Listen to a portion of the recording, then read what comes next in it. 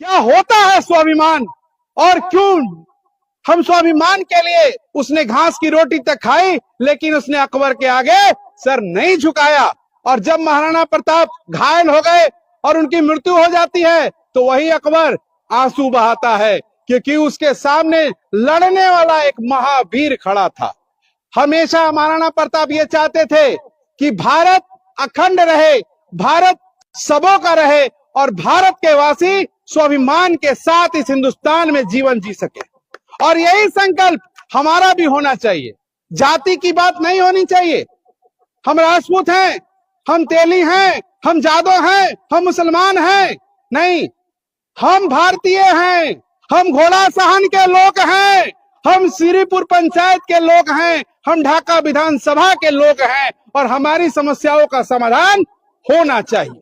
हमारे समस्याओं पर हम इकट्ठे होने चाहिए, संगठित होनी चाहिए, और हमारी लड़ाई संपूर्ण समाज के निर्माण के लिए होना चाहिए, किसी व्यक्ति विशेष के लिए नहीं होना चाहिए। बहुत सारे लोग ये कहते हैं फलानवा पार्टी है, फलानवा जाति है, ऐसे लोगों से दूर हो जाइए।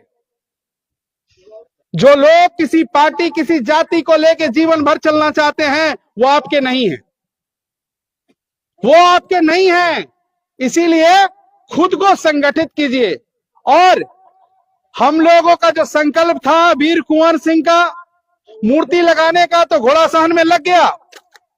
यहां बैठे हैं कुछ लोग ढाका से, ढाका में एक जगह दीजिए, आपका ये बेटा ढाका में भी अगली मूर्ति लगाएगा। पताही में जगह दीजिए, पचपकड़ी में जगह दीजिए, हर प्रखंड में, जिला में आप मुझे जगह दीजिए, मैं वीर कुंवर की और महाराणा प्रताप की मूर्तियां लगाऊंगा। जो मैंने आपसे संकल्प लिया था वो मैं पूरा करूंगा। जगह आप मुझे दीजिए, मूर्तियां मैं आपको अवेलेबल कराऊंगा। और जो यहाँ संगठन की बात हुई, मैंने कह दिया, आप हमारे पास अध्यक्ष है, हमारे पास और भी जो भी वरिष्ठ लोग हैं, इस पर चर्चा कर ले, जैसे चलाना हो वैसे चलाएं। हम लोग श्रीपुर में एक कम्युनिटी सेंटर भी बना रहे हैं। आने वाले समय में कार्यक्रम करने के लिए, जब भी ऐसे कार्यक्रम होंगे, वो कमिटी, वो सेंटर, जो हॉल बन रहा है, वो इस विचार मंच के लिए फ्री में होगा। उस दिन उसका कोई शुल्क नहीं लगेगा। हर बार आप कार्यक्रम कीजिए। जरूरी नहीं है कि अरुण बाबू, अभिजीत बाबू उस कार्यक्रम में हो ना हो, लेकिन हमारे पूर्वजों को जब भी नमन करने की बात हो तो वो कार्यक्रम होना चाहिए। वो कार्यक्रम हर हाल और हर परिस्थिति में होना चाहिए, और कार्यक्रम राजनीतिक से दूर होना चाहिए। हमने जैसे कहा आपको कि ढाका में आप हैं, अब ढाका में अपनी कमेटी का विस्तार कीजिए, घोड़ा सहन में कमेटी का विस्तार कीजिए।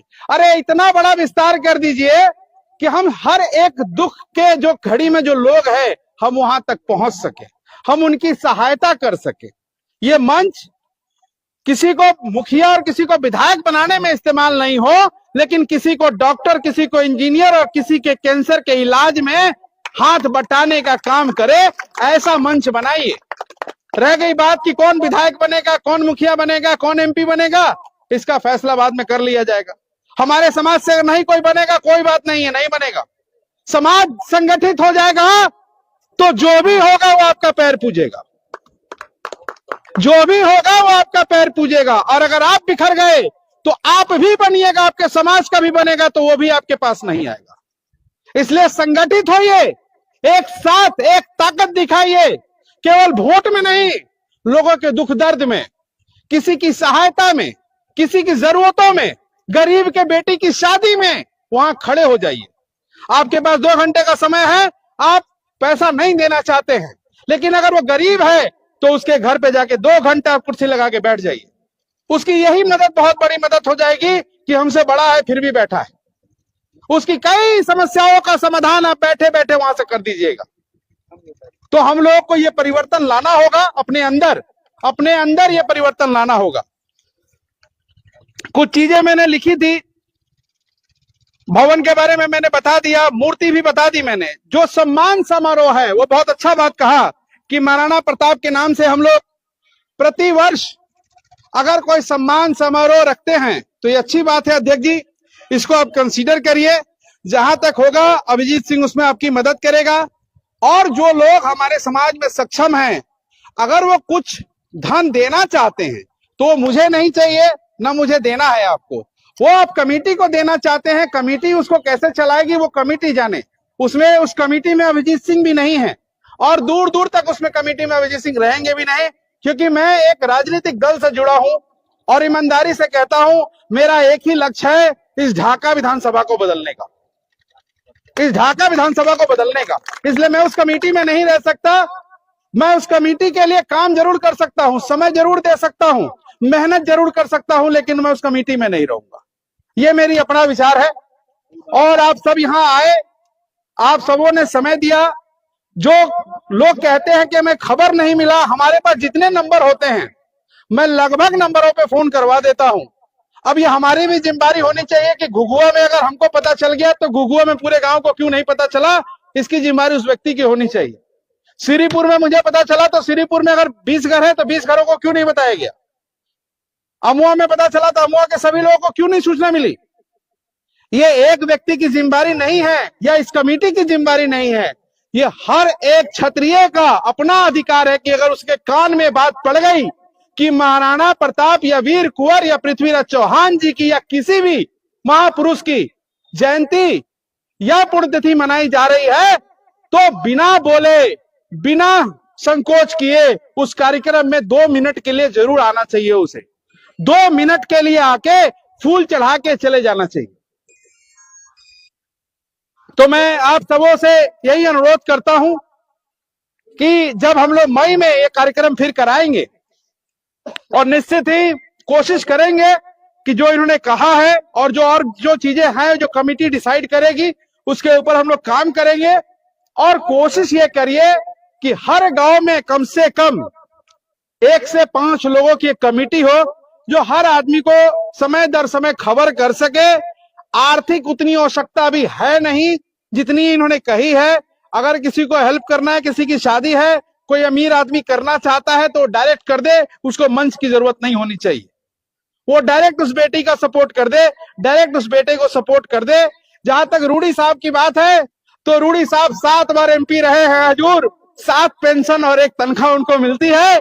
जिस दिन आपके इस बेटे को मिलने लगेगी वो खुद का कैंसर हॉस्पिटल खुलवा देगा अपने समाज के लिए। मैं उनका भी धन्यवाद करता हूं कि रूडी साहब जैसे लोग, राधा मोहन सिंह जैसे लोग, सीताराम बाबू जैसे लोग, हरकिशोर बाबू जैसे लोग, रघुवंश बाबू जैसे लोग, चंद्रशेखर जी जैसे लोग हमारे समाज से राजनेता बने हैं। अब आनंद मोहन जैसे लोग जो यहाँ के सांसद भी हैं, ये लोग सांसद भी हैं और हमारे नेता भी हैं। मैं चाहूंगा यहाँ के MLC साहब जो है महेश्वर बाबू भी हैं कि कुछ वो समाज के प्रति और समाज के बच्चों के प्रति, रोजगार के प्रति और समाज के प्रति थोड़ा सा ध्यान दे दे तो बड़ा अच्छा होगा, बड़ा उत्तम विचार होगा। लाइट लगवाने से MP साहब जो लाइट लगवा रही हैं अभी अच्छी बात है, लेकिन समाज कैसे आगे बढ़े और समाज के लोगों के साथ कब उन्होंने चर्चा किया, 1.5-2 साल हो गए। एक चर्चा हो जाए, एक बार जरा द्वंद्व हो जाए, आपस में एक बार बात विचार हो जाए तो ज्यादा अच्छा होगा। समाज आगे कैसे बढ़ेगा, नेता आगे बढ़ गया, समाज कैसे आगे बढ़ेगा, इस पर विचार होना जरूरी है और अब इसकी जरूरत आ चुकी है। मैं इन्हीं शब्दों के साथ आप सबों को प्रणाम करता हूं। और अगर मेरे कोई बात किसी नेता को खराब लगी हो या किसी व्यक्ति को खराब लगी हो, किसी पार्टी को खराब लगी हो, किसी जाति को खराब लगी हो, तो भैया हमें क्षमा करिएगा, हमें माफ करिएगा। जो मन में आया, दिल में आया, महाराणा प्रताप का वंशज हूं, मुंह से जोरदार तरीके से बोलने का अधिकार और स्वाभिमान से जीने का अधिकार इसी महाराणा ने दिया है। मैं किसी से डरता नहीं क्योंकि मैं महाराणा प्रताप का वंशज हूं। बहुत बहुत धन्यवाद।